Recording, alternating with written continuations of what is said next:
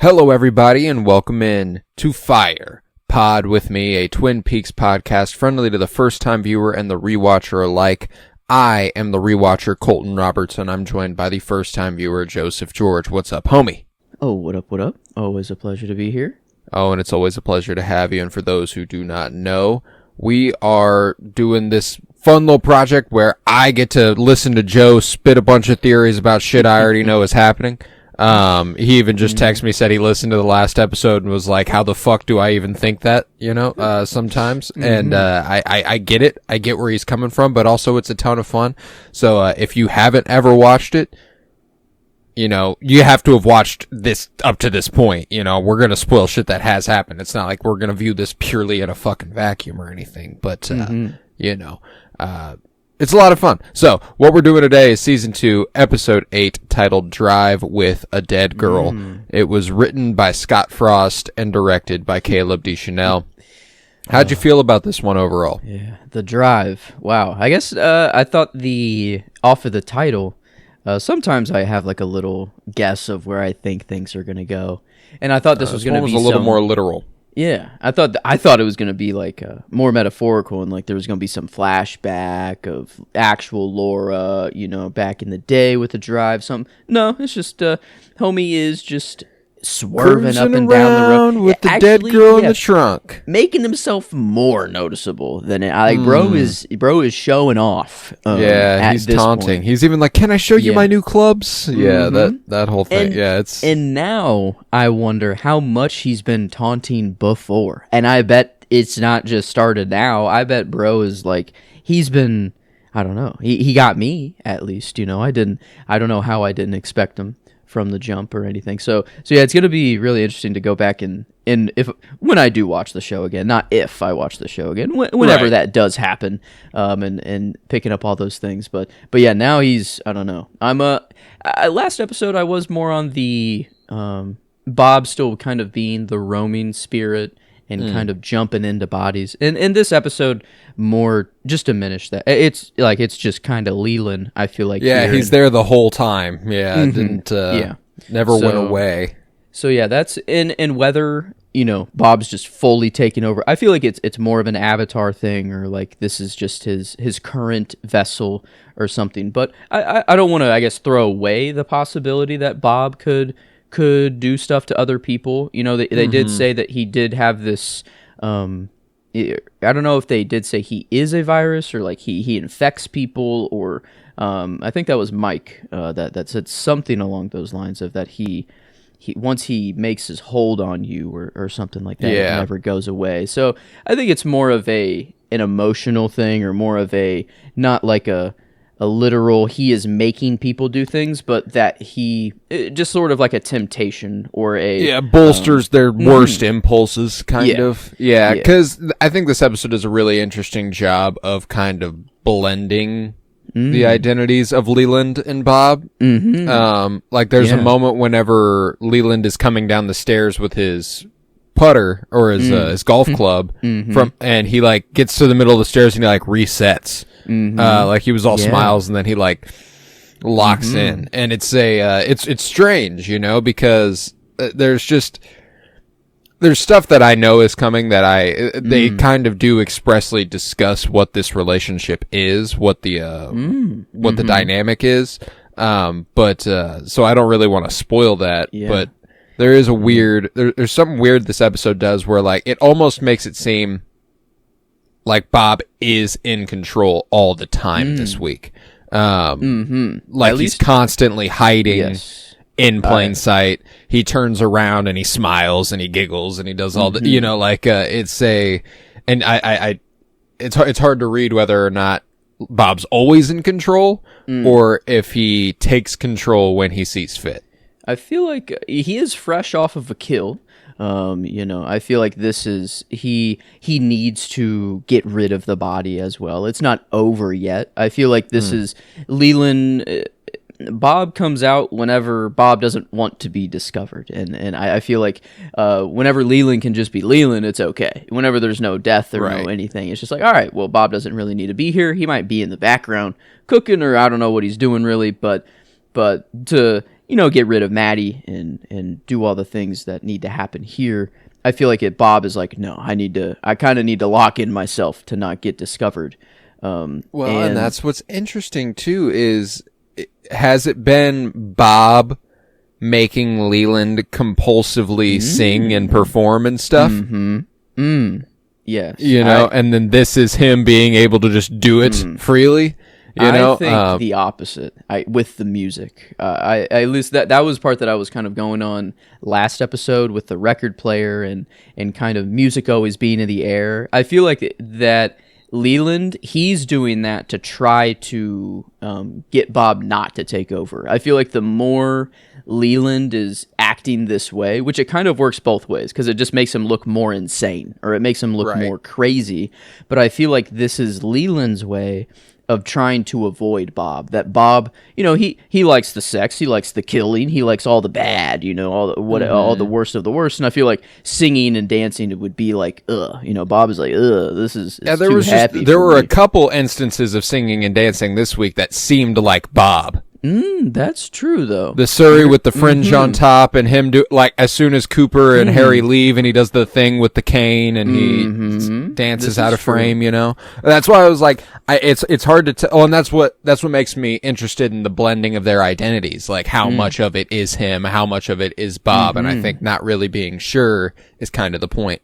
But we do have a scene by scene breakdown to get into.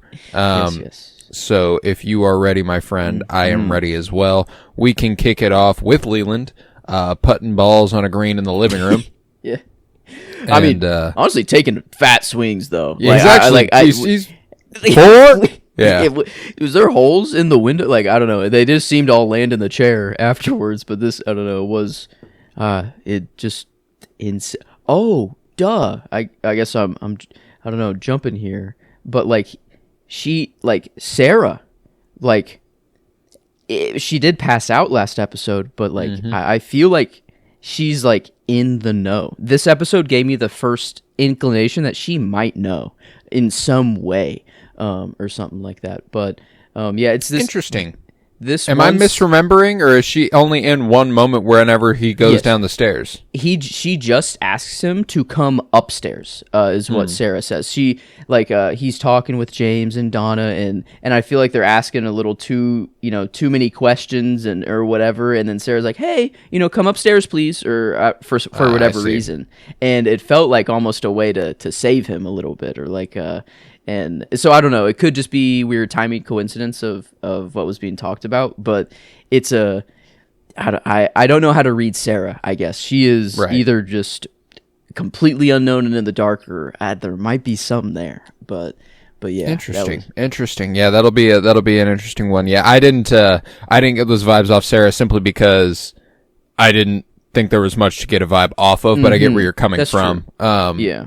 She didn't do anything herself. I guess she was never really on camera. Well, and there might be a subconscious level where, she's suspicious of Leland in general. He's her husband. There's kind of a want to protect him, even if she knows it's not the right thing to do. And, maybe there's something there, but, I mean, as far as she knows, she passed the fuck out and Maddie went home.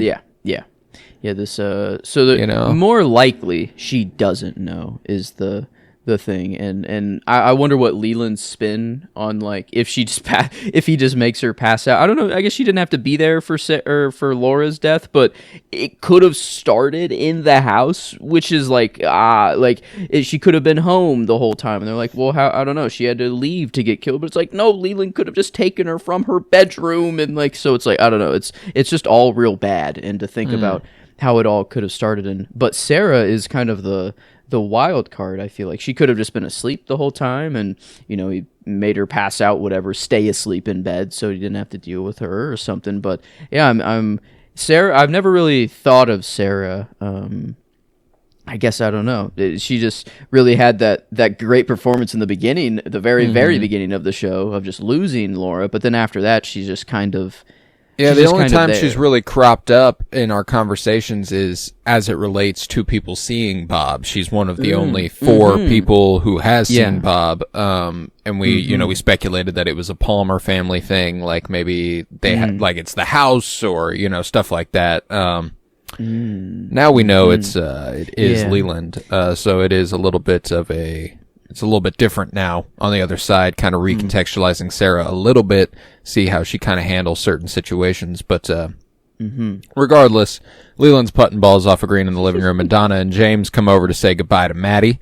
But Leland tells them they just missed her. She left this morning, and they're like, oh, that's weird. And he's like, well, she thought you guys were coming by last night. And they kind of look at each other like, yeah, we were busy last night. Yeah, damn it. We were fucking whoops. whatever. Yeah, oopsie, we consummated our love. And weirdly, Leland seems to know this. It's not like it's almost like he's alluding to the fact that it's their fault they weren't here last night. Like, I know what you are, sort of thing. Yeah, I don't know. Because Maddie wasn't waiting for them to come over last night. No, not at all. Like, yeah, so he just added that in. It was like okay, that's a little weird. Like, and I mean, James and Donna looking at each other, just kind of like, or whatever, doing whatever. But yeah, it might have just been convenient, like they didn't come over last night, like, oh, she thought you were coming by last night, and they're like, oh, I think, they were doing the deed, Yeah, for sure, but man, yeah. I'm glad they were actually, and they didn't come. I feel like it would have been worse if they did. Oh, it would have been a lot worse. It would have been a lot worse. There's a moment coming up that in a vacuum is one of the most uncomfortably scary moments of the show. Good. It hasn't happened yet. That's awesome. It hasn't happened yet, but it's just kind of like one of those things where you're like, no, we'll see that before long, but not in the way that the end of last episode was. The end of last episode is harrowing. You're like, oh, this is only headed in an awful direction. Yeah. There's kind of a like, ooh, where's this going to the next one? Wow, so it gets worse. It's what is it? Is there a word for killing your? What is this? This is his niece. I feel like there's a word for every family murder that you do. But man, this it gets worse than that, which is good, or not good. But man, it's already just uncomfortable. Like Leland is just like it's crazy. I didn't really see it before, but now it's like he. And to be fair, there's a change in Ray Wise. The performance is different. That's why, like, on rewatch, there's actually not a ton to glean. They did a really good job of hiding it. Now, obviously, whenever you watch it with that context, you can kind of project it onto things. But Ray Wise didn't even know he was the one until it was time for him to be the one. Wow. Okay. He told this great story. I think it was last year at a screening of Fire Walk with Me, where he was like, David took me into his office and he went, Ray? And he did like this great impression of David Lynch on stage. It was you. It was always gonna be you. And he was like, he was really shook up by that. He didn't want to be the guy who did it, but he understood. He thought it was an exciting way to take the character and stuff. So like, and I'm not sure when that conversation took place. I'm not sure if that was prior to season 2 happening at all, or if it was just prior to the filming of these episodes. But as far as season 1 is concerned, I think season 2, there's a lot more. Season 1, not particularly, but you can kind of project stuff onto it. Like, I could see them kind of playing with it there a little bit, but but like that shot whenever he's like, I know this man, and he holds up the piece of paper right below his eyes. That's like, have you seen this man? Yeah, that's him. Had no clue. Just I didn't think thought nothing of it. But I know it was so funny too when you did, because I was like, wow, yeah, there he is, right. I don't know, but just because it's just like one of those weird framings. It's kind of Lynchian. It's weird. It's awkward. It doesn't really make sense. So you're just kind of like, fuck it. He does know this man. He does, in fact, know that man. But he doesn't know that he knows this man in the way that he does know the man, which is what makes it interesting. Like there's a weird connection there. I want to know. I want to explore that more. But regardless, Leland comes back down the stairs, kind of rewriting his face a little bit, and he tells James and Donna that they can write to Maddie, and he adjusts his tie in the mirror as Bob stares back at him. Leland packs his golf club into his golf bag, where we happen to get a glimpse of Maddie's body, which he places in his convertible's trunk, puts the top down, and drives away. Couldn't be happier. I mean, bro. Dude's in his own world. Yeah, man, rolling. Dude be vibing for real. And I guess, and sorry to every little detail here, I feel like Leland is just the most important one out of everything. I feel like the rest of the episode we'll dwell on normal. Leland a lot more than we do anything else here, for sure. But this golf course now, or going here, is kind of his goal. And I was wondering, with the waterfall and how Laura's body showed up, if this is his kind of go-to dump spot is the waterfall, or if this is what he did last time. But I'm trying to connect the dots of the night Laura was killed, and I guess it just could be that Leland goes golfing in the morning the next day after anyways, and whatever. But I feel like he was at the Great Northern. Mm-hmm. He was at a business he found meeting. the news out. But I guess something I guess could have happened earlier that morning. But I was wondering if this was just for Maddie to get rid of her body, and he's doing it this way, and it's different every time, or if this was also. I don't think he handled Laura the same way. Mm-hmm. I do believe that this is, as far as we know, for Bob, at least the third girl he's killed. Mm-hmm. Yeah, the girl, and back in what town? Or Deer Meadow, I think, or something like that. Mm-hmm. They are looking for him, and they aren't even close to on his trail. They pull him over whenever he's swerving all over the road, and they're like, Leland, what's going on, man? Are you okay? They're not even close to suspicious of him. So he's just getting cocky. I think him going golfing is just kind of more flexing. I don't think it's necessarily where he's going to dump the body or anything, but I think it's just him being like, I'm going golfing. True. With a body in my golf bag. It's so normal for him. That, is it flexing, or is it just like, this is just he's happy for him. He's just that cocky. He just killed someone. This is, there couldn't be a better moment in his life. I don't know. It's like someone coming home and finding out they got a promotion, but and for him it's killing somebody. It's like, I just molested and killed someone. So it's like, So, this the golf. I don't know. He is very, very cocky, and I'll wait until I guess he gets pulled over to jump that conversation. Yeah, that'll be a new conversation. But we'll go to the jail cell in the Twin Peaks Sheriff's Station, where Ben is brushing his teeth, and he's brushing down different surfaces. Like it's it's not clean, but also like there can't be that much action in the Twin Peaks jail cell, man. And Jerry enters. First time we've seen Jerry in a few weeks, and he says, he'll be handling Ben's case personally, as Leland's, his usual mouthpiece, has been charged with murder himself. Wow. And Ben says he was with Catherine the night of Laura's death, and Jerry's like, not a good choice. Yeah. Dang, dude, really? He's like, I love how he's like using this to kind of just like get tea or like just find out more information. Like it's he's doing it as the lawyer and kind of as his brother too. Could you have been with anybody who's not dead or missing? Like, dang, dude, come on, you fuck so many people. Like they know. I guess these two are very comfortable with their sex lives. They go to the One-Eyed Jacks together. They, I'm wondering how far that goes. If it's, so I don't know. I feel like I might not. I haven't seen the full extent, but I don't know. Jerry was at least fun this episode. I usually don't love get much Jerry, out of him. Yeah, but Jerry's funny. Yeah, he's always like one of my favorite moments of the show.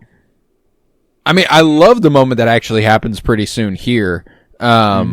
Whenever they reminisce about the girl dancing in their room, there's kind of a weird vibe to it that I really, really dig. Yeah.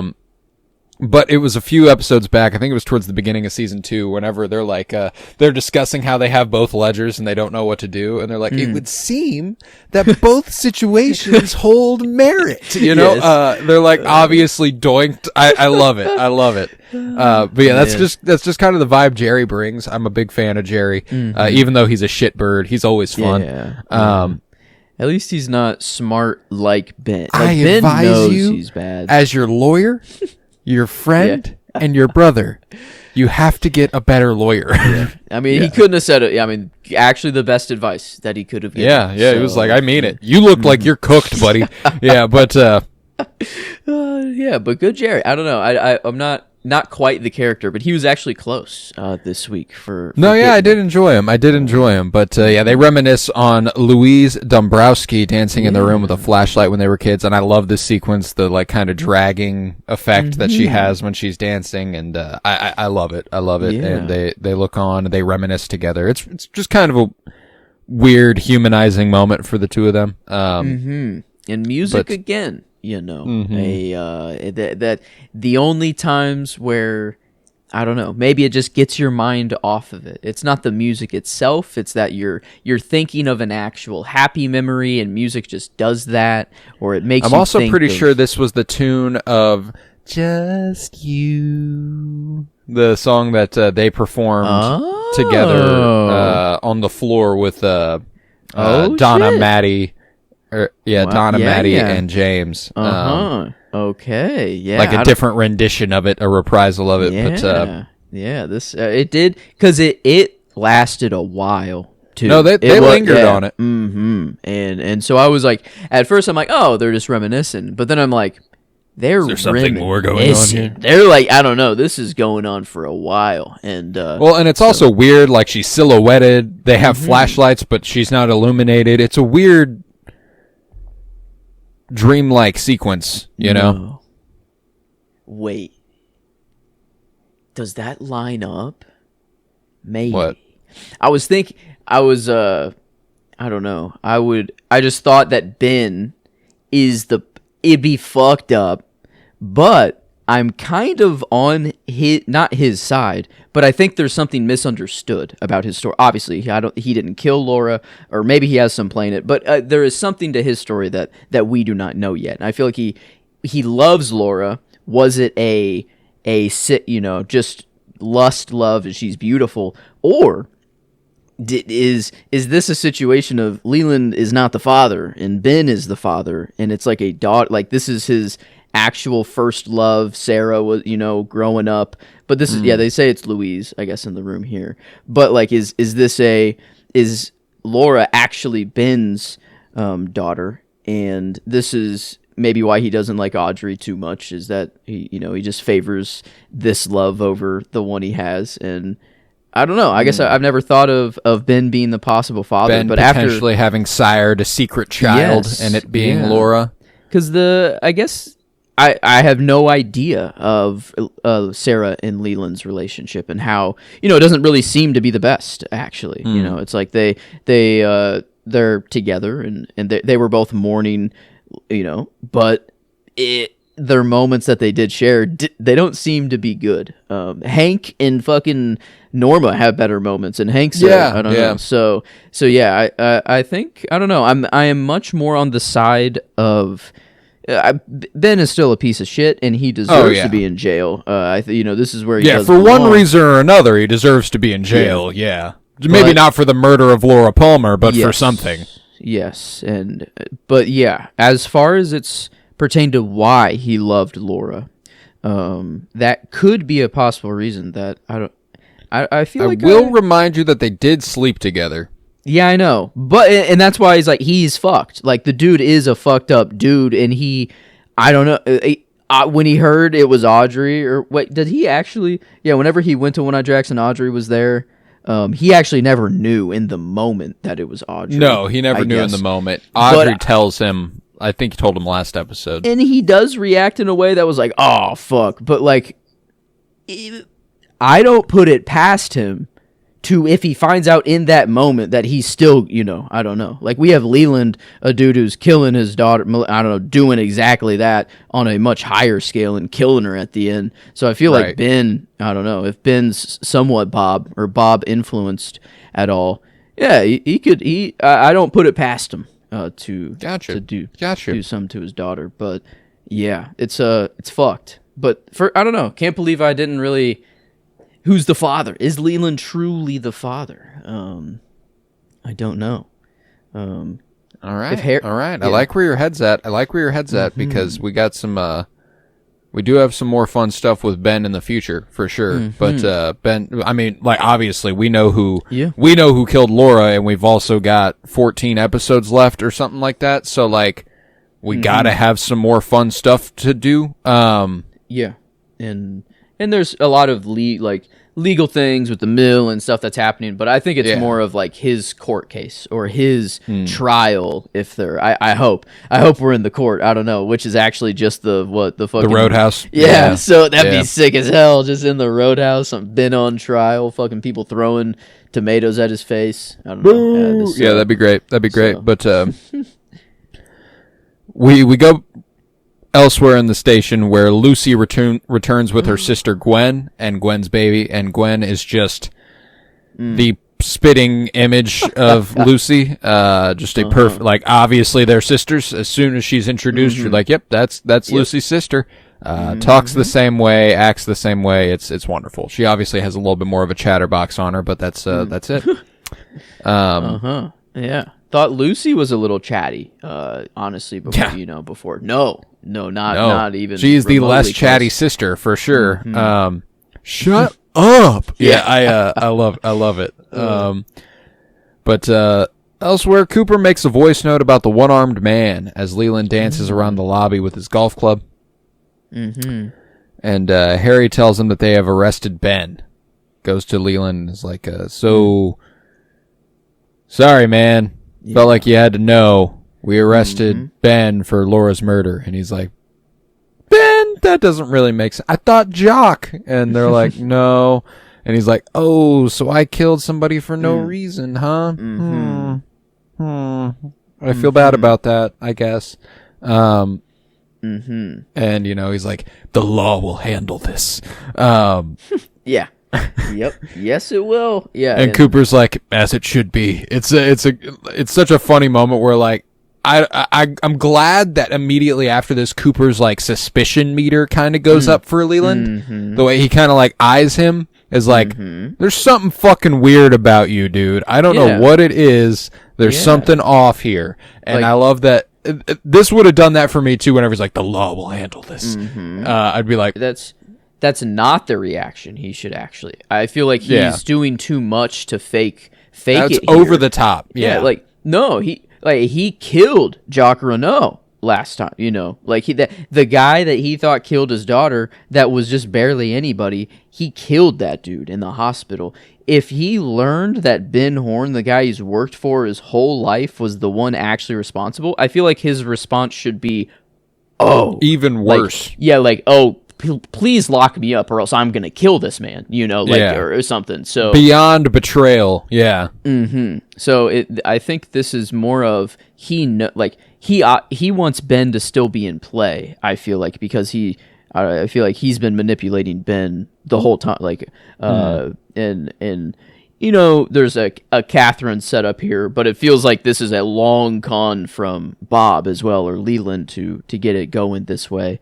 And I don't know if I don't want to give Bob that much credit of him planning shit and being a mastermind. I think dude's just doing evil shit to do evil shit. I think he's just doing evil shit. I think whenever he leaves and he laughs in the hallway, I think that's him going, holy shit, how about that? Like,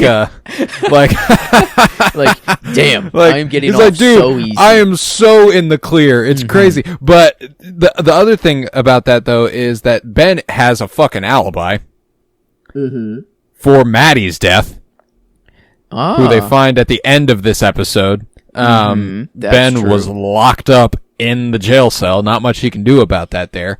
That does change the dynamic completely.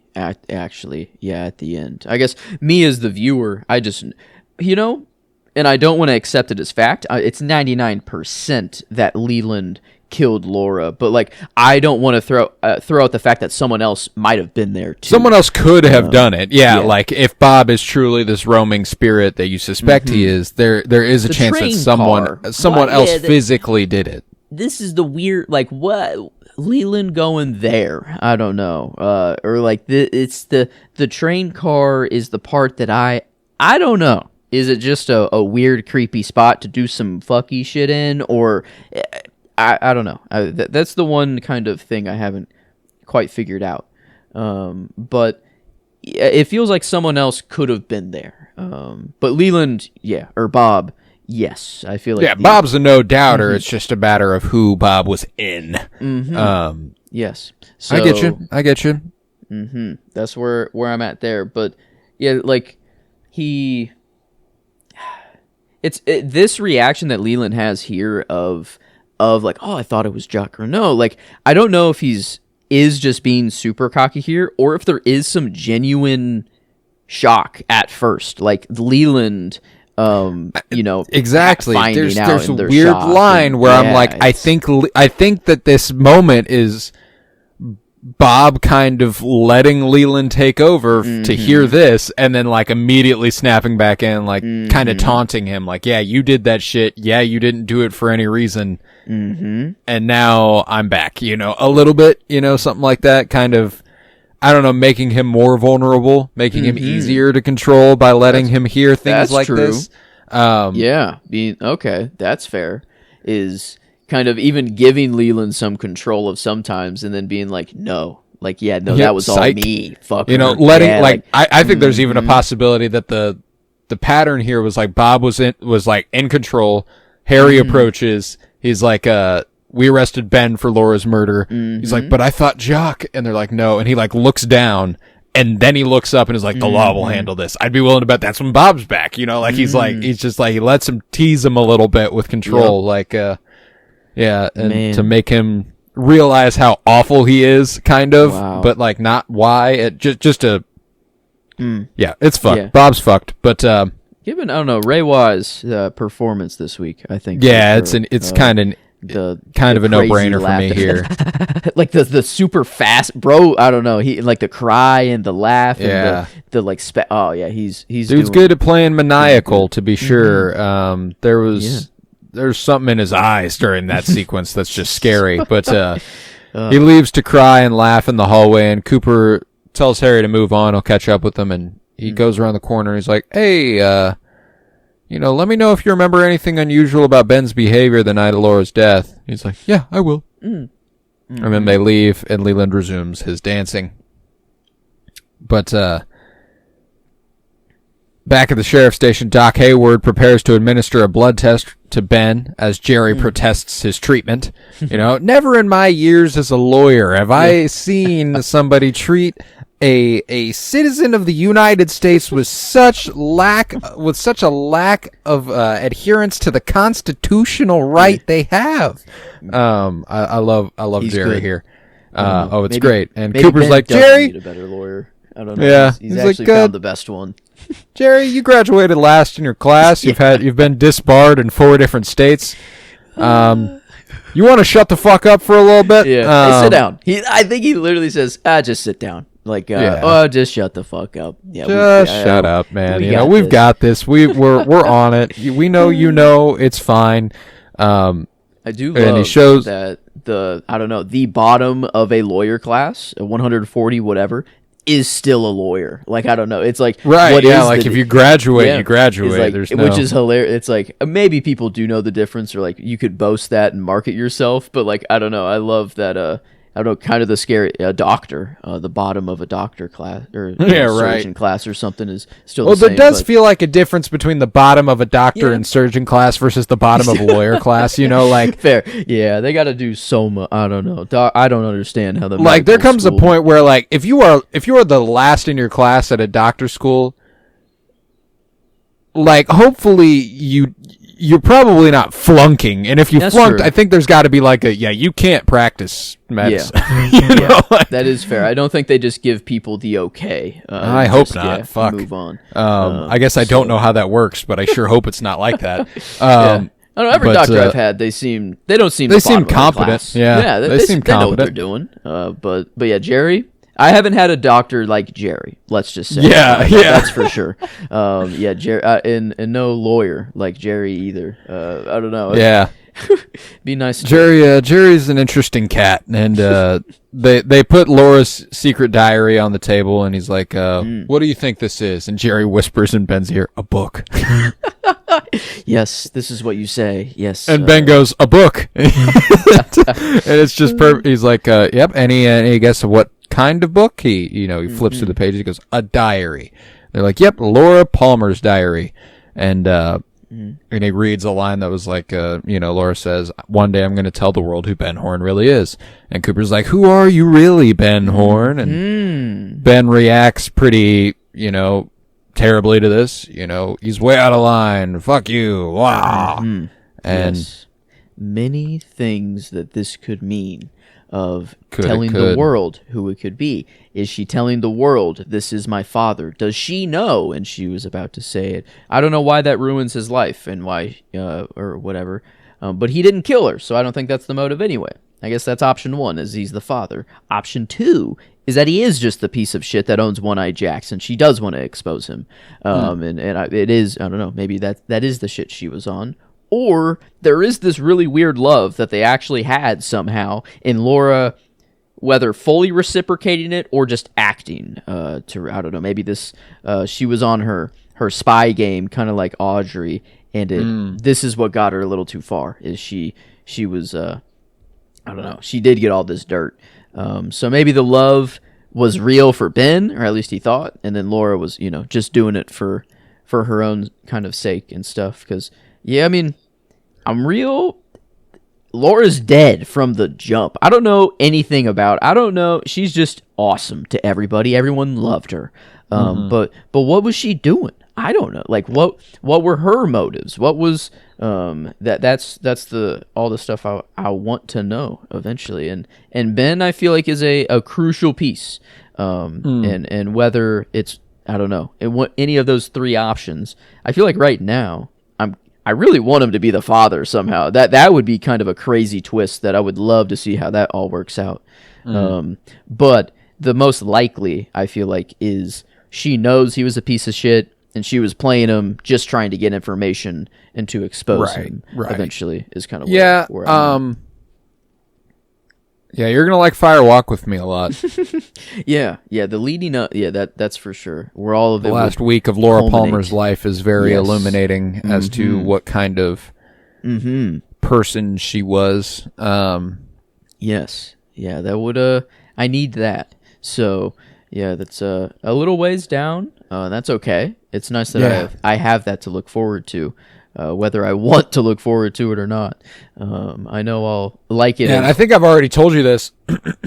There are certain details in the movie that you wouldn't quite understand, but I do think you'd kind of be like, what the fuck does that mean? And you'd be kind of excited about it right now. Yeah. We should wait till the end of season 2, but I think that now that we're pretty confident in who killed Laura, we're pretty safe in watching it. Okay. But there's a couple details that are like, wait, what? Oh. What does that mean?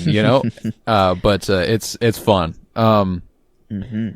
Regardless, Ben tells Cooper he's way out of line, and Jerry asks if they can talk privately, and Jerry's like, as your brother, as your friend, and as your lawyer, you need to find a better lawyer. And as soon as that happens, we cut away to some other illicit activity that Ben has committed as Bobby listens to the tape found in Leo's boot and finds evidence of Ben's deal with Leo to set fire to the mill. He makes a copy of the tape to take to Ben, and he tells him that they need to talk.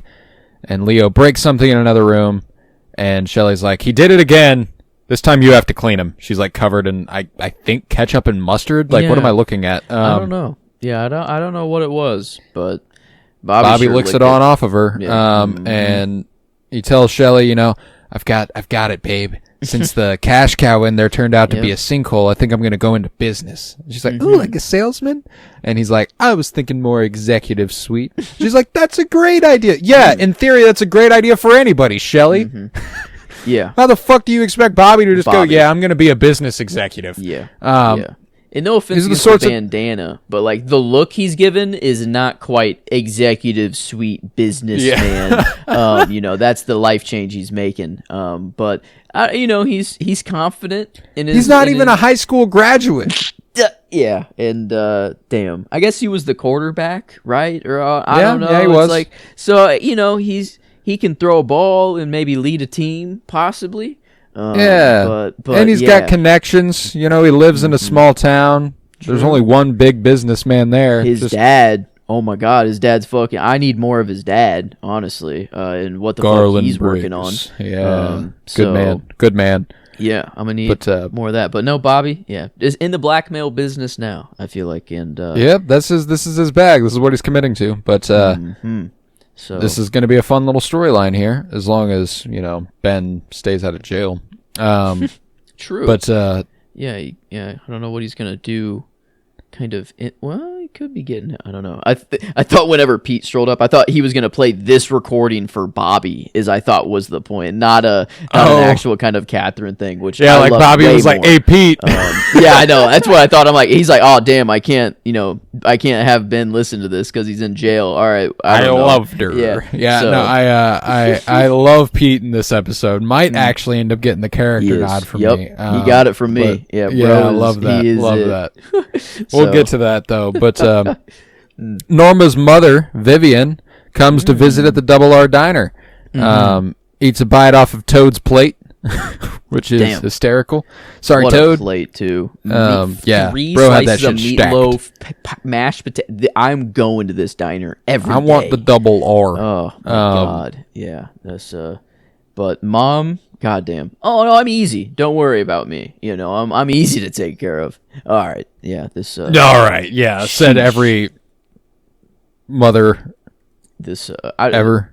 Not. And I don't know. Some moms, I guess, probably are easy to take and are nice. But this. But you immediately get the impression here that you're like, that's bullshit. Like you're like, this is not going to be fun. Yeah. But look, I don't know. And this feels like it can't really relate too much to Laura or any of the bigger stuff going on. This is but it feels good. I don't know. I'm interested by this side of the story though. Like Vivian has big in-law energy. You know what I'm saying? Like because here's the thing. I quite enjoy my in-laws, but the stereotype of your in-laws, she kind of feels like she embodies that, even though she's actually Norma's mom. Yeah. Which is kind of funny. Yeah. Yeah. Norma. It's like she does it. She would rather her be her in-law or like not her actual mother. Yeah, it's like Norma feels more grown up than her. Well, and there is an interesting thing that this show never dives into, but a book has, where Vivian's not actually her birth mother; she's her stepmom, and there's also like the show never gets into that, but there's book material that kind of goes into how Vivian is not biologically Norma's mother. There's a lot of that going on in this town. I feel like we got Andy and Dick. That's just a small one here to get told out. But the Laura, Ben, Leland. Let's see who. Let's see. I don't know. I wonder who else. There's a lot of relationships that go on in the town. No, Big Ed and Norma. Let's see. Yeah. Could they? Who? No, Norma doesn't have a kid. That would never mind. Damn it. But now I'm going off the deep end here, trying to. No one is the father. There was one you speculated about a long time ago, which was, I think it had to do with Doc Hayward and his wife. I can't remember who you speculated. It was Pete. You speculated that Pete and Doc Hayward's wife had hooked up. They had some stuff. I don't know. There was something going there. Donna is actually Pete Martell's. That was the theory there, which is outstanding. But man, Pete got around. You know what? Pete had that shit back in the day. The way he could shimmy up a tree like a fucking cat. He was the catch. He was Pete's the catch the of the real town. dad of Twin Peaks. Yeah, I don't Yes, know. he is. That's Daddy right there. But yeah. she introduced Vivian introduces Norma to her new husband, Ernie Niles. Fun character here, who leaves her a betting tip when they leave for the Great Northern Hotel. Yeah. Ernie's clearly got some stuff going on. I've got business to attend to. Yeah, I've got horses to bet on. Yeah. And I hope that it's like insider information, or like, did he leave this for Norma on purpose for him to find it, or it was like an accidental that he just kind of left it there? Or I think he did leave it there for her.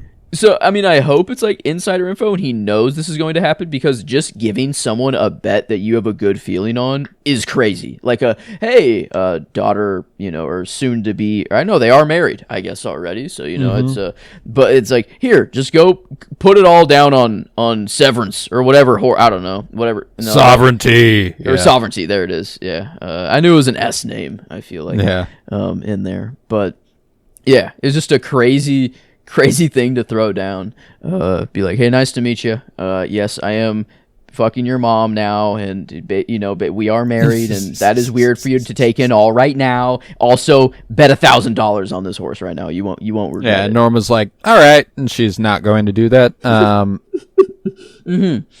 Yeah, Norma's set. She might not. She's have happy. She's got her shit going. She's got the food critic coming. She's busy. She's got other things to concern herself with. Her mom showing up is kind of an inconvenience a little bit. You can tell she's not happy to have her mom here.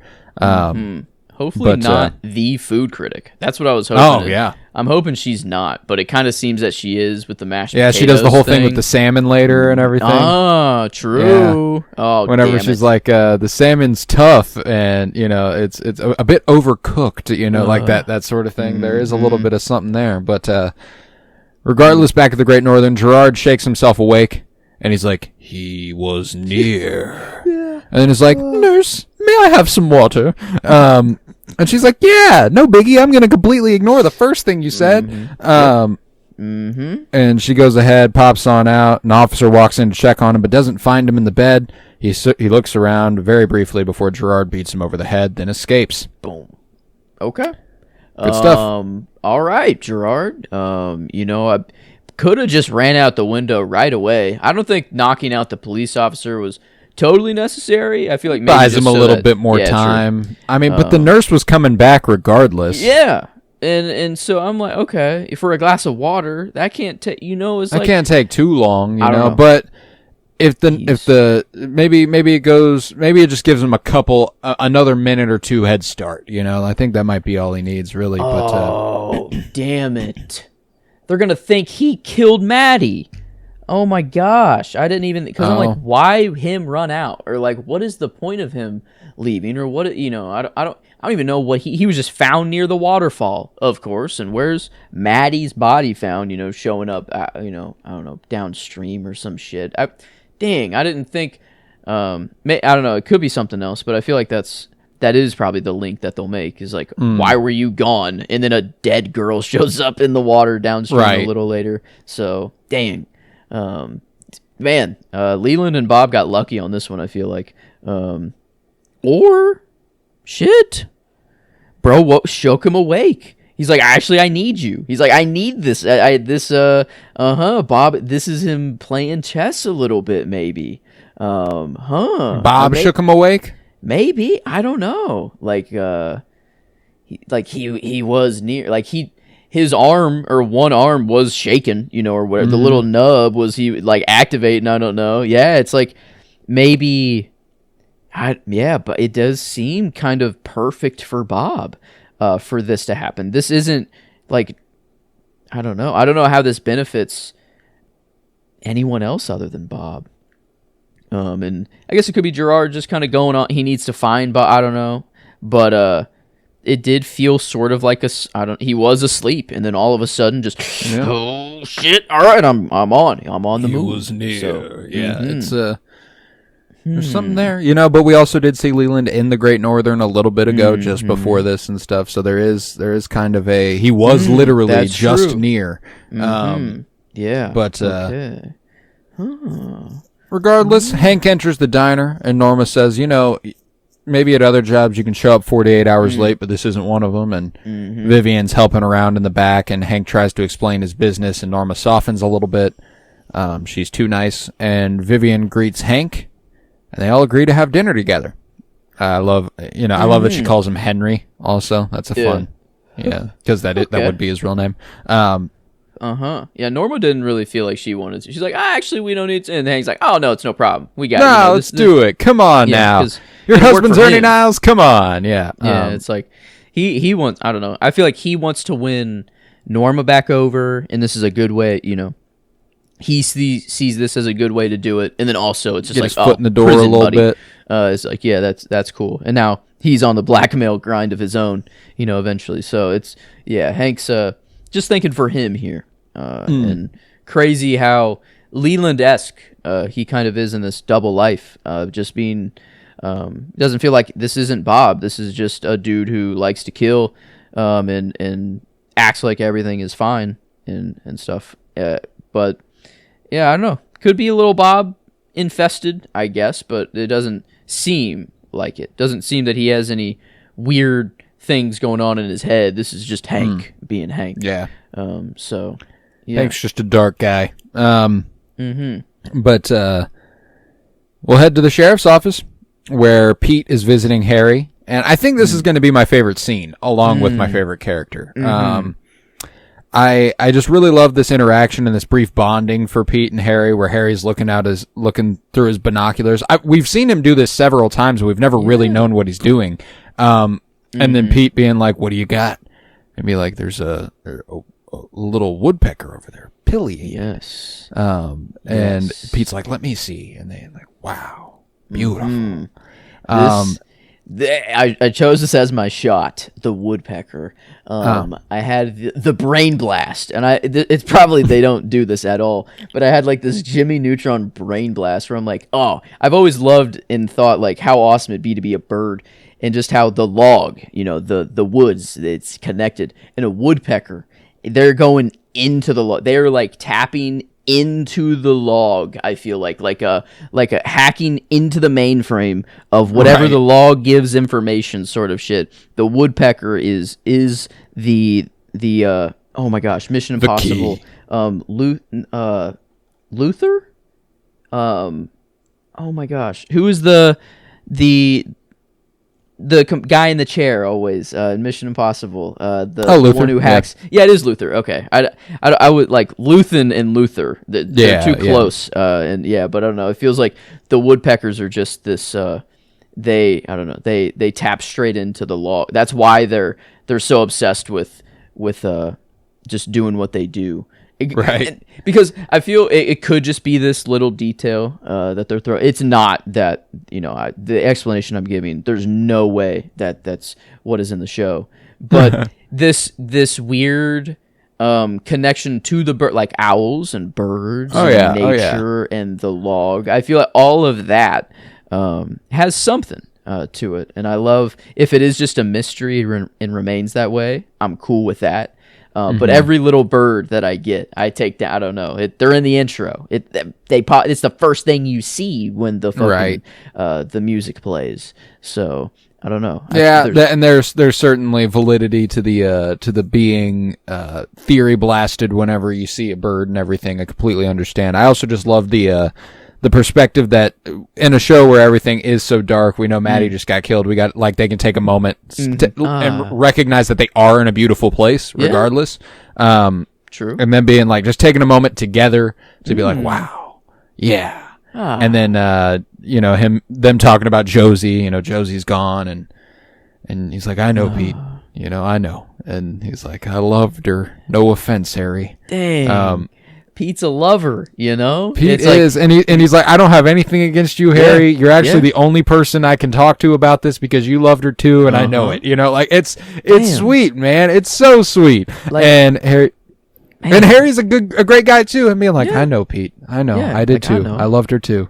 And like, it's so good. Pete didn't even do anything. Pete was just he was just a a housemate at the end of the day, you know, with Josie and kind of not like a grandpa figure, I don't know, but just kind probably of like, was too Josie. Yeah, it's just kind of like the old kind of sweet guy who's around, and him just he felt like he was saying like I loved her hair, like he was like I'm sorry man, like I'm sorry that I loved her, but it's also like man she's gone, and like I love, like it's like I don't know, like there's so much to Pete that I don't know, he's I had to give him.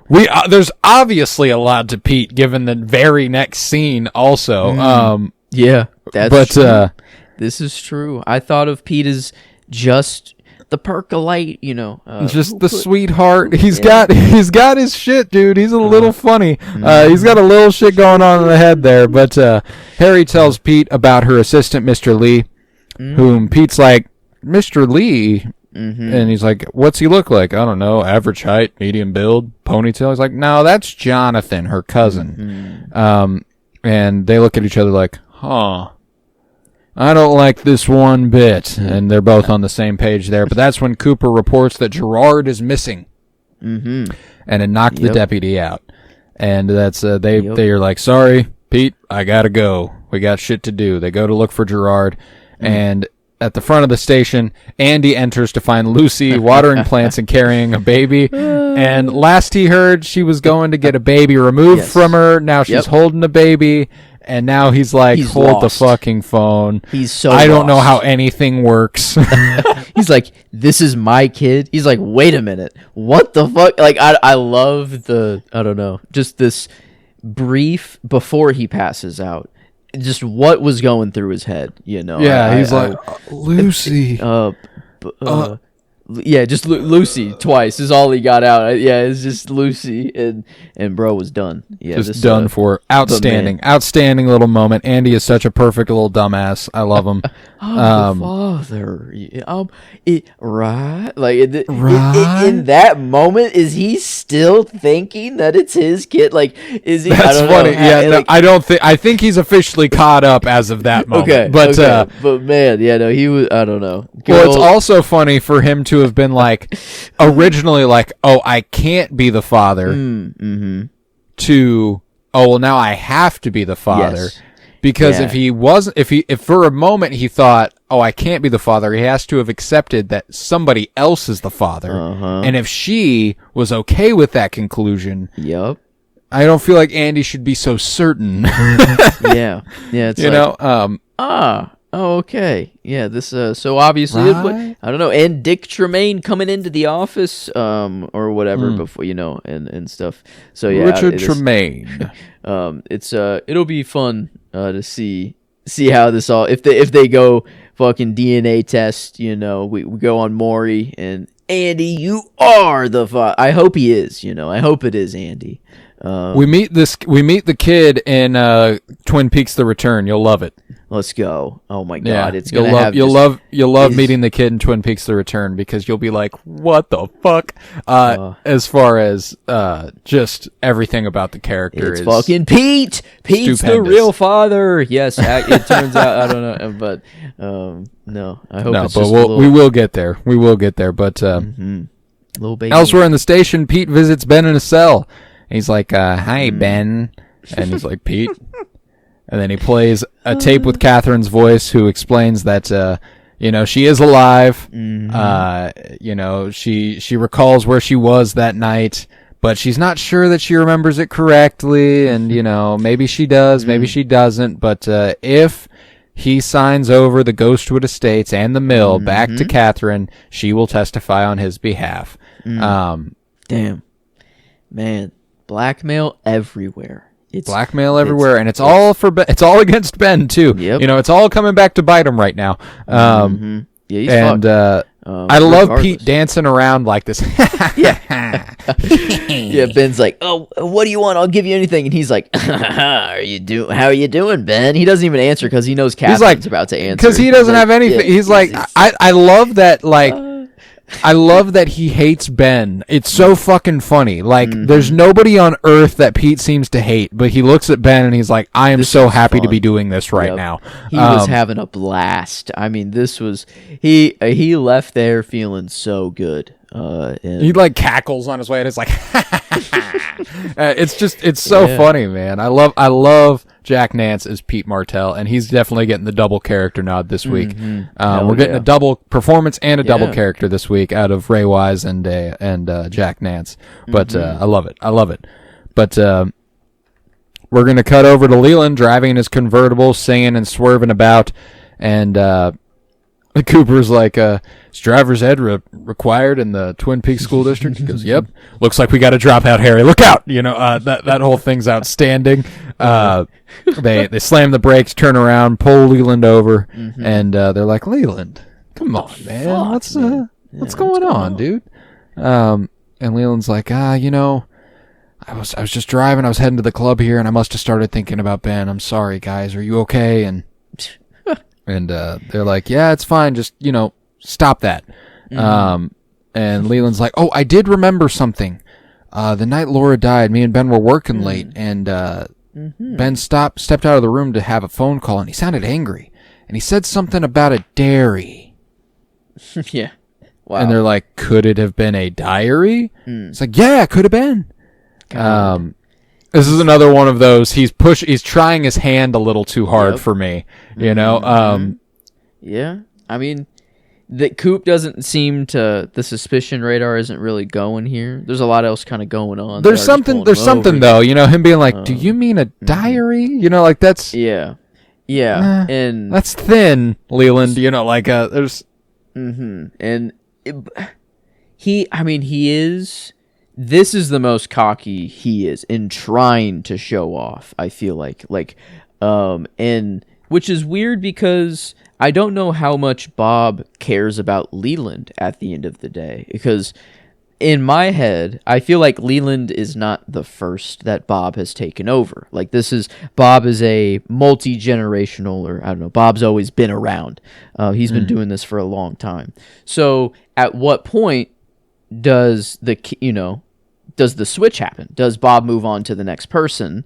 And once, it's just too hard to keep up the double life, or too hard to conceal everything. Maybe it's just easier for Bob to be like, all right, well, I'm going to have my fun and try to get caught as much as I can until it happens. And then when it happens, then peace. See you later. Or wouldn't it be, as a guy who gets off on ruining lives? Yeah, ruin the last one before you go. Oh man, this is like the ultimate. Yeah, this is the ultimate for him. It's not just the kills anymore, or just sex. Yeah, it's like you got to deal with all the kills that you did do. So wow, and it is this weird, like, serial killers, like in real, they want to be caught. Like, it's part of the game. It's like part of the, I don't know. It seems that it is this weird draw, but it makes perfect sense for Bob, just kind of just poking in and out, and because how do you track that? You can't, it's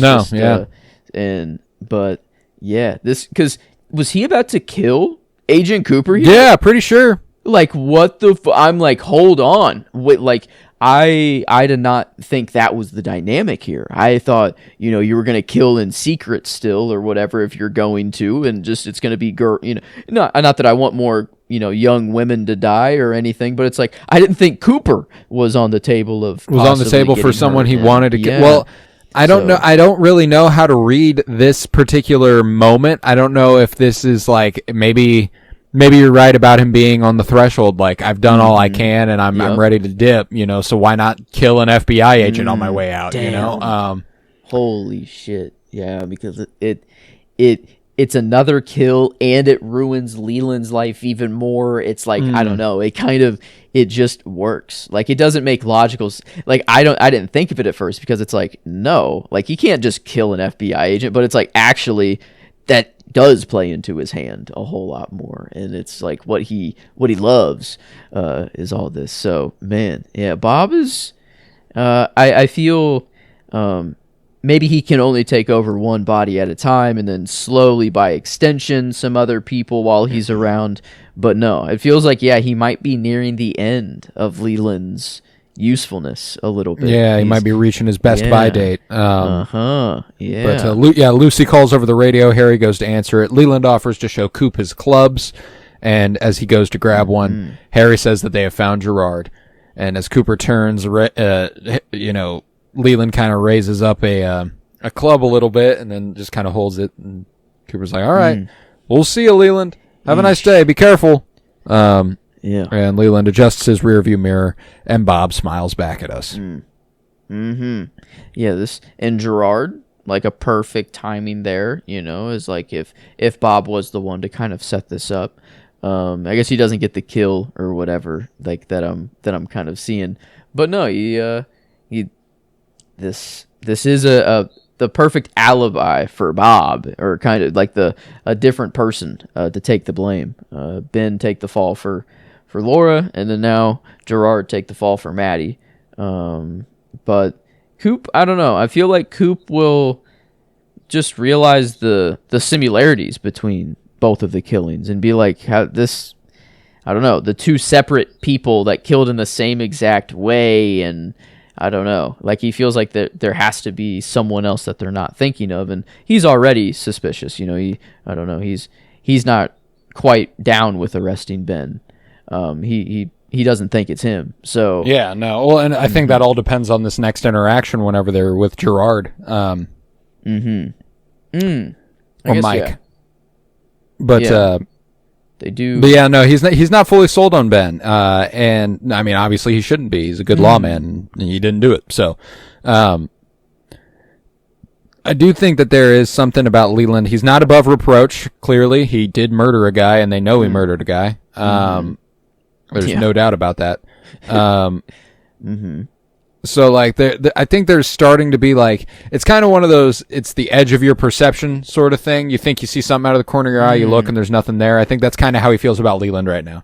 It's like there's something odd about him. There's something off, but he can't, he's not able to see it. He doesn't know what it is. Yeah, he's not seen.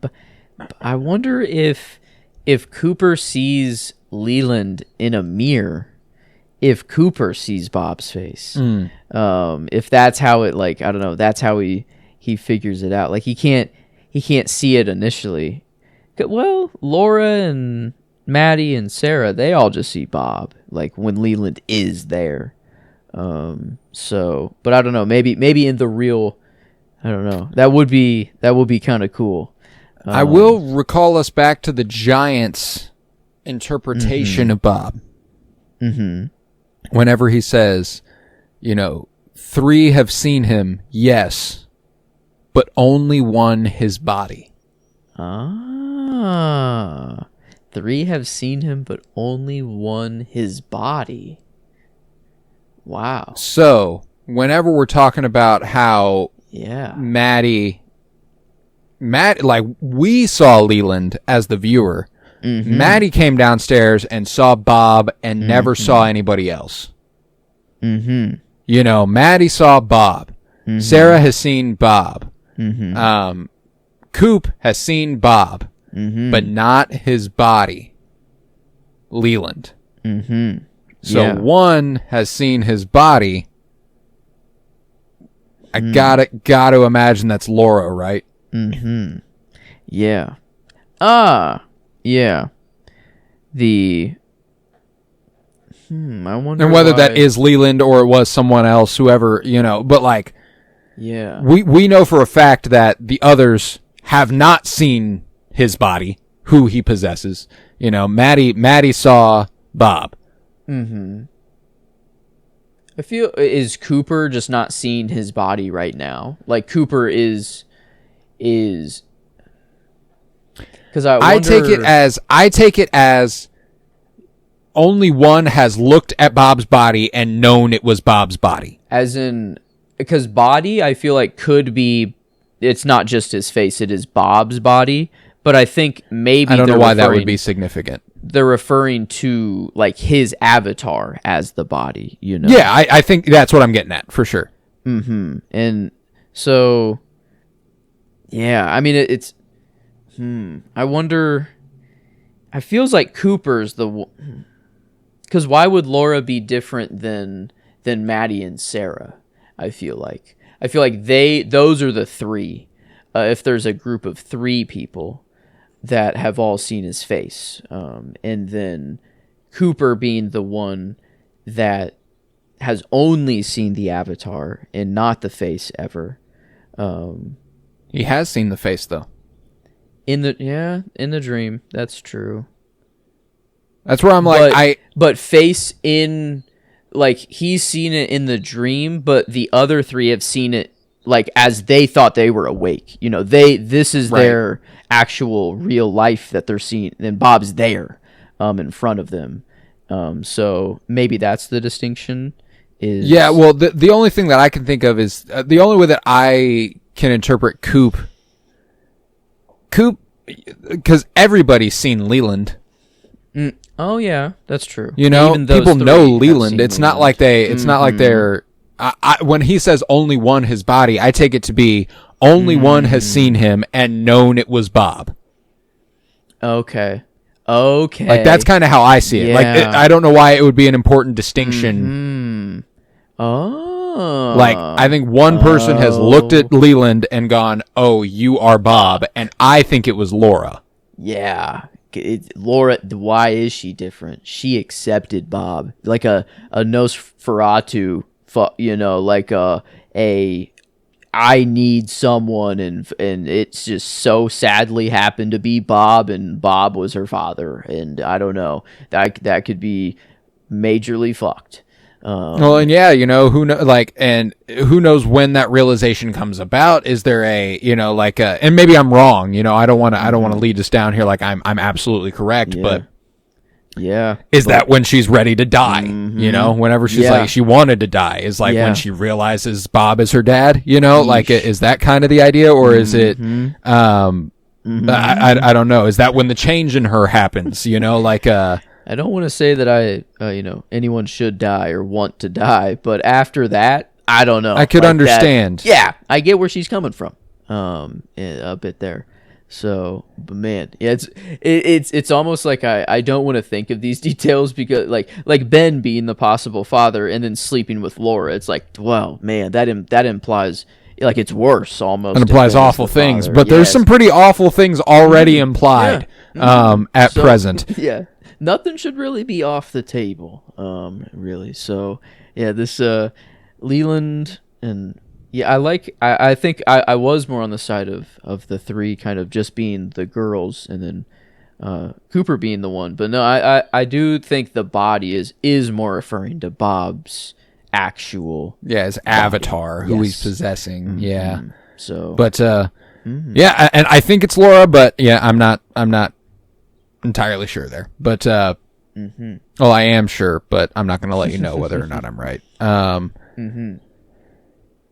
Elsewhere, let's see, where was I? The officers have Gerard in the same room.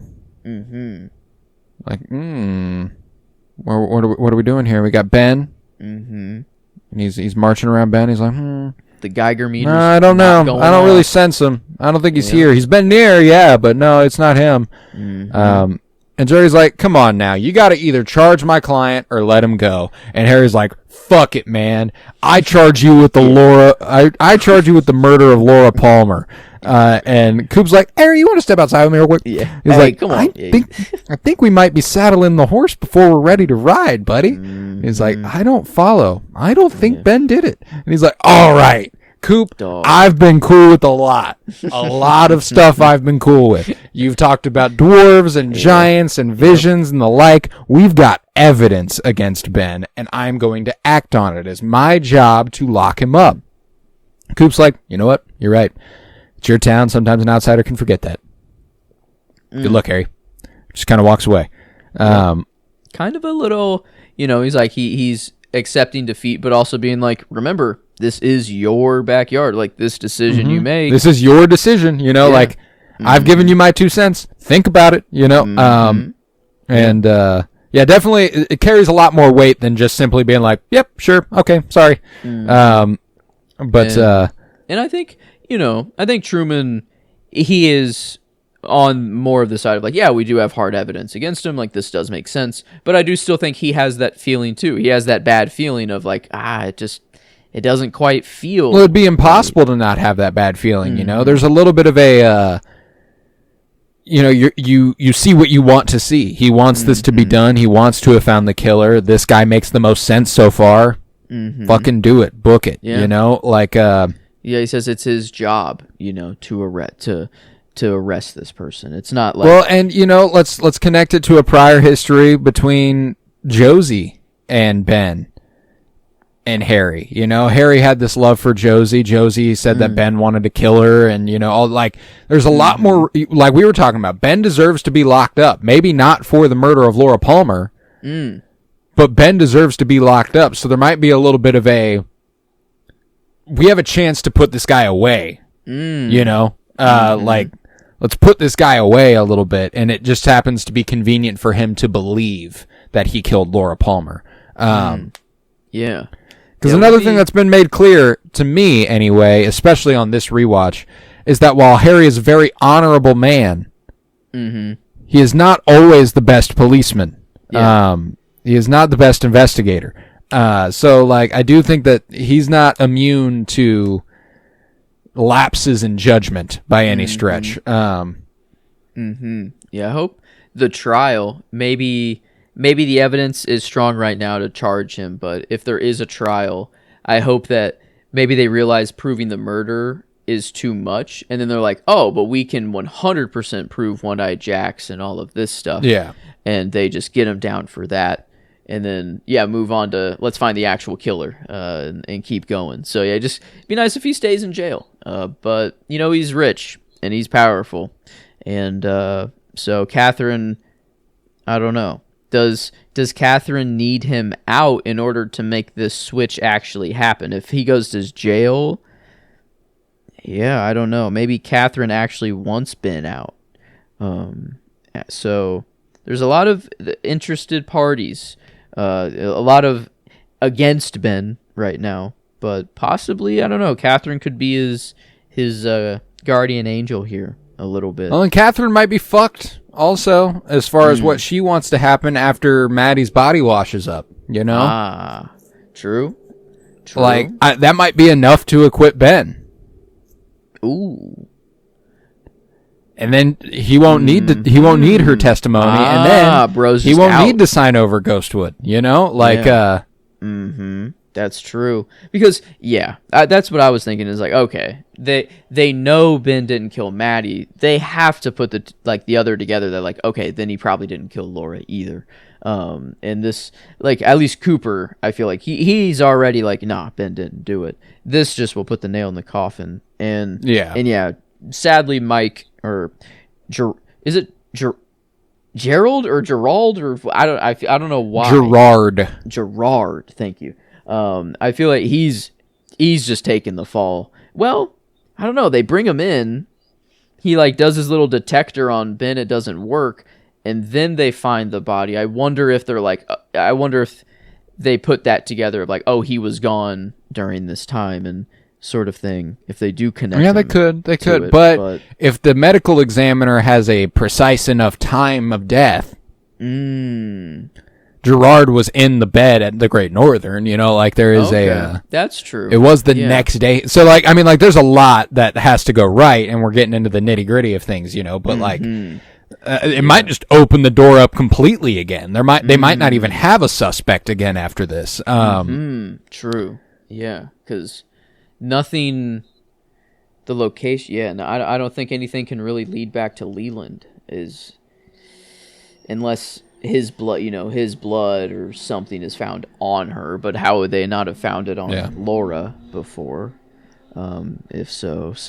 Well, they are trying to test Ben's blood against, I think that it's so unthinkable Leland would have done it that they just haven't even tried that. Yeah. True. Oh man, if that blood test is that how the father ship is revealed? I don't know if that's... Ooh, that could be cool. That could be cool. That's how it's revealed. Like, what? They share the same DNA? Or, something like that. That'd be kind of sick. I don't know. I'm really...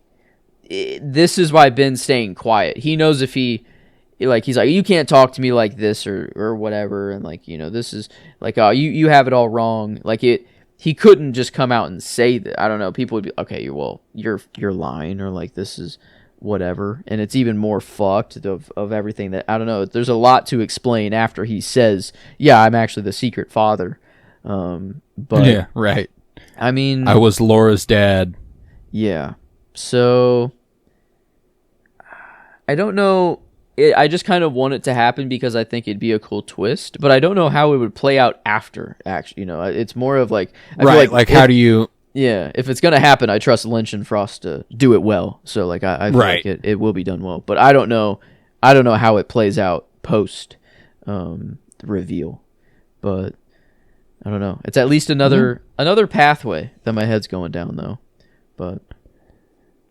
It's definitely fun. Well, and it's just on. It would be a perfect fit in a show like this to do a dramatic storyline that is, like, who is you? I'm your father. Like it feels like it would fit perfect into a show like this. So I get where you're coming from, to be sure. But let's head to the dinner with Norma, Hank, Vivian, and Ernie, where Norma and Vivian leave for the restrooms as Hank and Ernie catch up. He's like, man, Ernie the Professor Niles. It's good to see you, man. And Ernie's like, when'd you get out? He's like, a couple weeks ago. You know how it is. And Ernie's like, yeah, you gotta not, like, don't say shit about that, all right?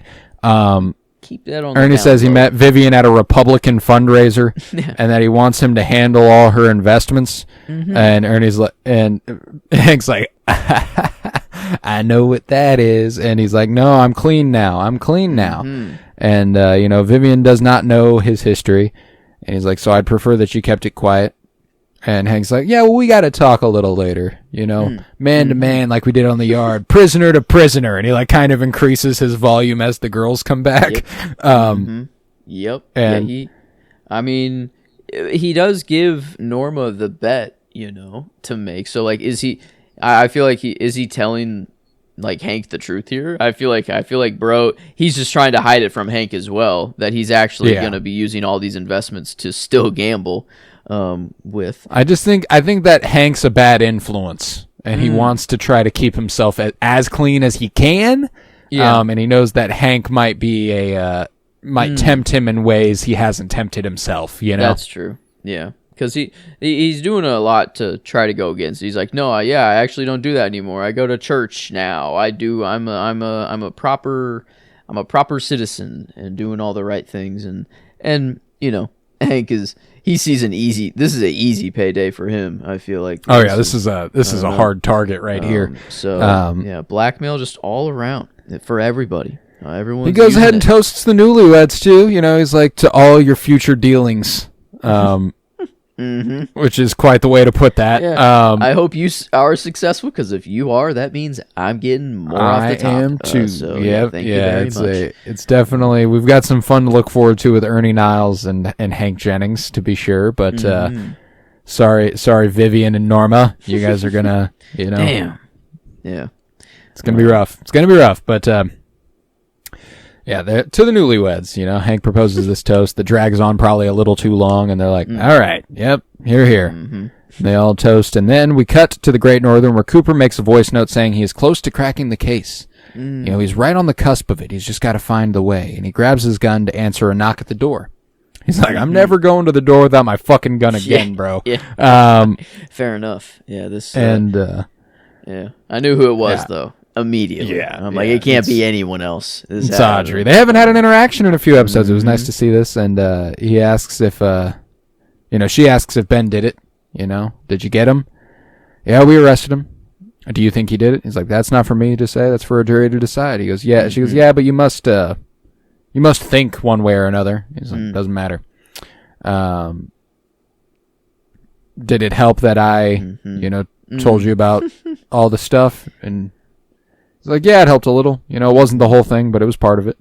And she says that she's ashamed of her father and stuff, and Coop stops her from saying a word about, One-Eye Jacks. She wanted to let him know that she hasn't been ravaged.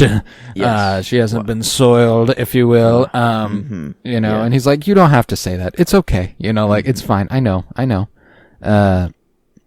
And I don't think it would matter if anything had happened to One-Eye Jacks. Coop's just a good guy. But he answers the phone as it rings, and they were looking pretty deep into each other's eyes. If this phone doesn't ring, I don't know what happens here. Yeah, they were. Yeah, this it's weird. It is still weird. It's still weird. It was this moment that you realize kind of how weird it is. Like it was this moment where you're like, ooh, I actually don't want anything to happen here. Yeah.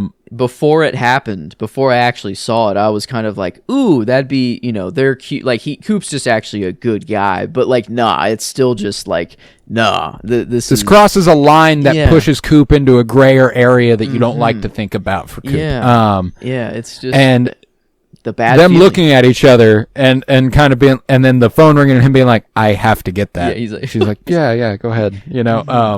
There's still even a hesitation. He lets it ring a couple times and he's like, all right, I got to do my job.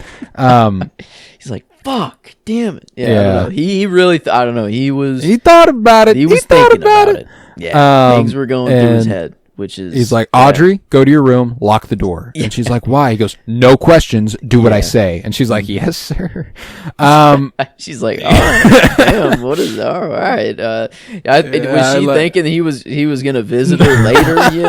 Man, that kind of next episode is just her like waiting. I don't know. I think she got the tone right, but there was something inscrutably hot about it.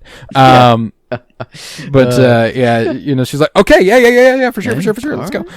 She goes to the room, locks the door, and then we get my favorite shot of the episode, which is Harry walking up from the police car, and then Coop meeting him, and then walking side by side as they like pull. Like I love it. I don't know what it is about it. It's kinetic and it's good. It's just satisfying. So they're walking away from the cop car. We get that cut. They walk through the woods, and then we find Maddie Ferguson's body. Yeah. And that is where the episode ends. Bomb. Yes. I didn't think of how it kind of gets Ben out of jail kind of quickly. That's very likely. I hope, I don't know, maybe the Bobby tape is interesting. That's why I thought it was going to come up this episode, but it didn't. I wonder if that, because that could keep Ben in jail longer. That could. I mean, the arson. Right. That's. But he's just trying. Bobby is trying to send that to Ben right now. Yeah. So I guess he'd have to get out in order for him to actually let him play it. So it feels like Ben's. Yeah, he wants to send it to Ben so that he can get that executive suite job. He's like, I think I'm gonna be an executive because of this, like a fucking idiot.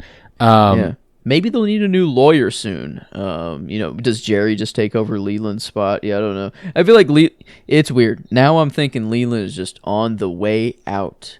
But before I separated Bob and Leland on the good old who killed her box, I feel like I'm finally comfortable combining Bob, like Leland, Bob. I don't know. They are. Doesn't one. Seem like he's. It doesn't seem like he's actively roaming.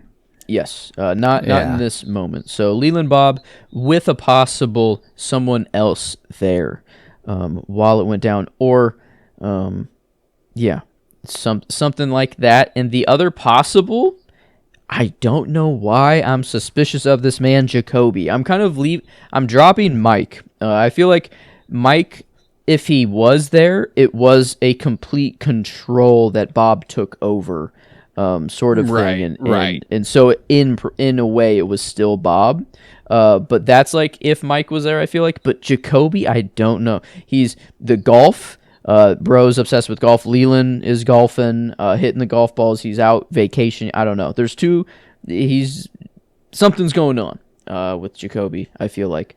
We haven't seen him in a while either. It's been a minute.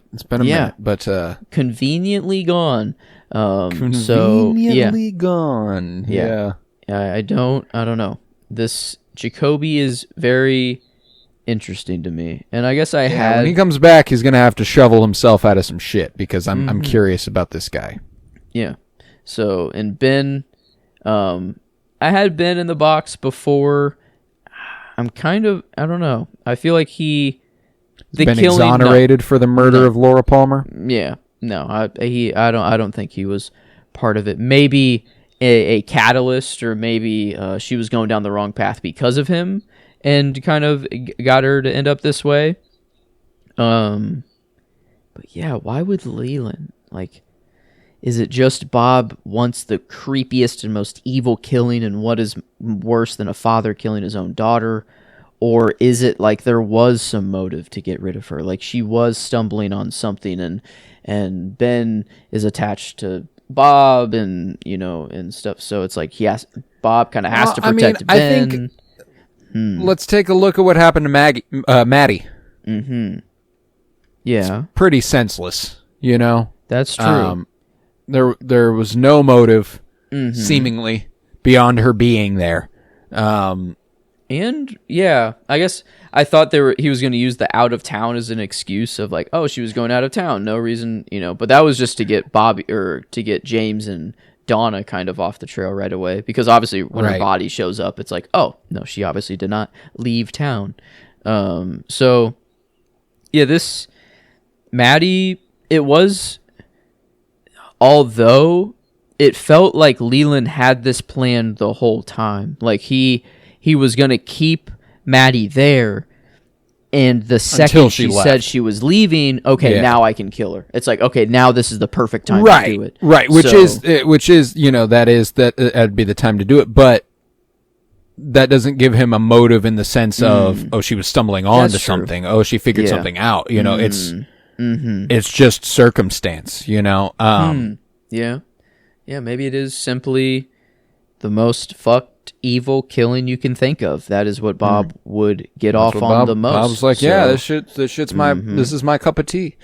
But yeah, definitely, Bob, I'm comfortable, saying is Leland, or Leland is Bob right now, currently, in Bob's current, however many people he's been on.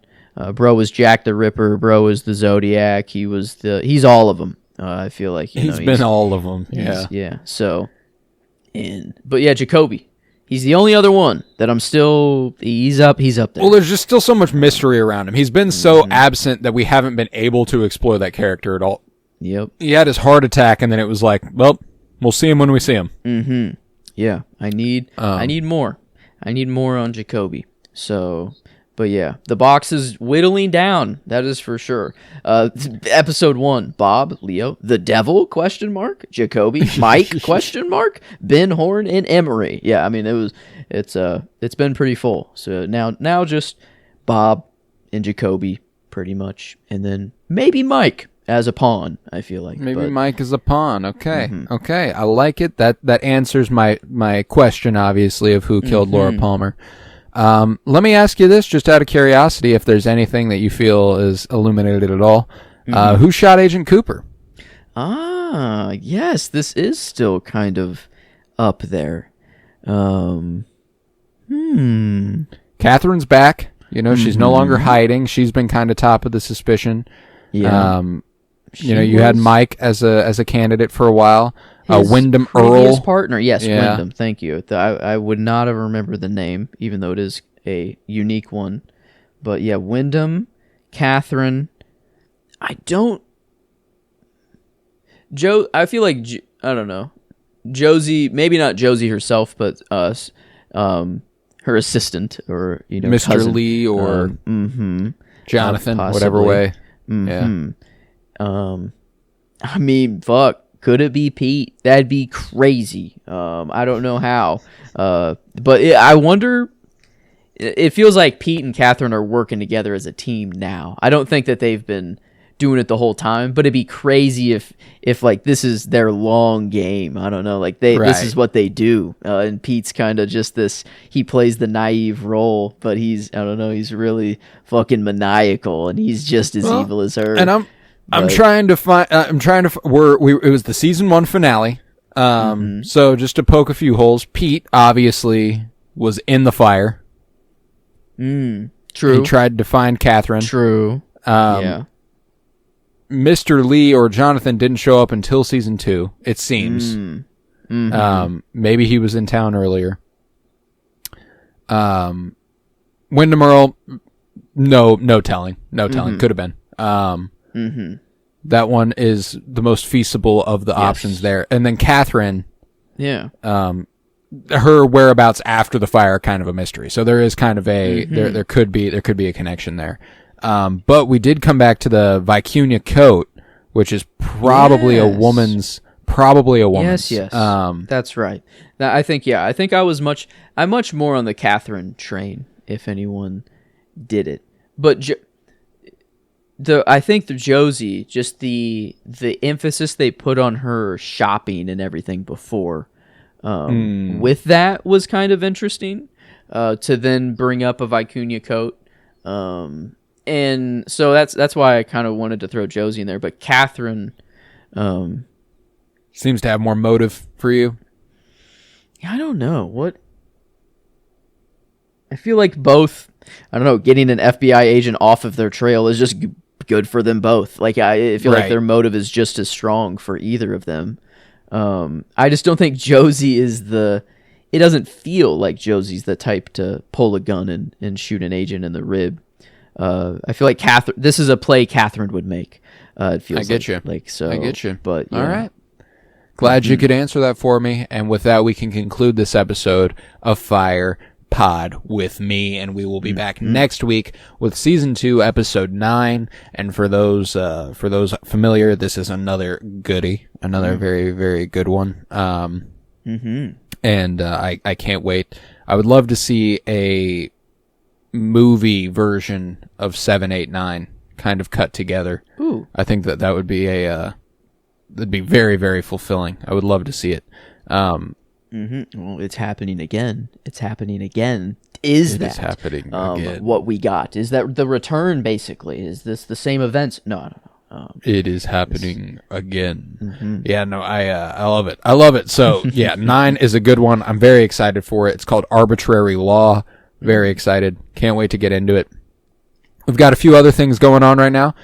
We have the Cinementalists, Cinementalists. It's our movie podcast, and I believe we would have just concluded Mission Impossible pretty recently. Yes. Yeah, a couple weeks ago we concluded Mission Impossible, and we are into LGBTQ Pride Month. So last week we covered Portrait of a Lady on Fire, and this Friday we are covering Queer, the new Luca Guadagnino film from last year starring Daniel Craig. Very, very excited for that, and we've got a few good things all month long on Cinementalists. We got Moonlight, and I Saw the TV Glow, and The Handmaiden. It's going to be great, and we're going to be covering season 2 of Twin Peaks all the way through, I think, September. Yeah, halfway through September is when we'll be done with season 2 of Twin Peaks. So we've got a ways to go, as it is only June, and after that, we get Firewalk with Me, which we alluded to a couple times here, and then it's time for the return. So we've got a lot to look forward to.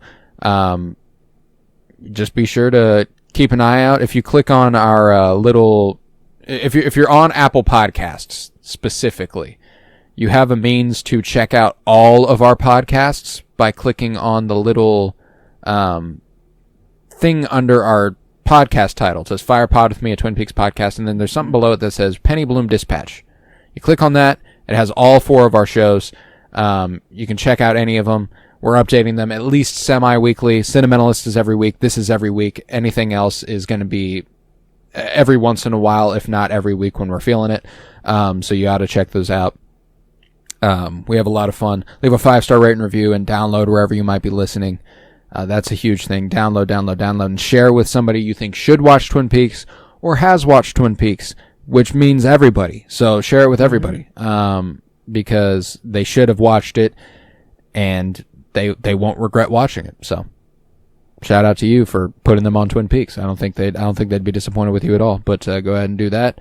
But with that, I was Colton Robertson. I was joined by Joseph George. Thank you very much, homie. Oh, thank you for having me. It's always a pleasure to be here.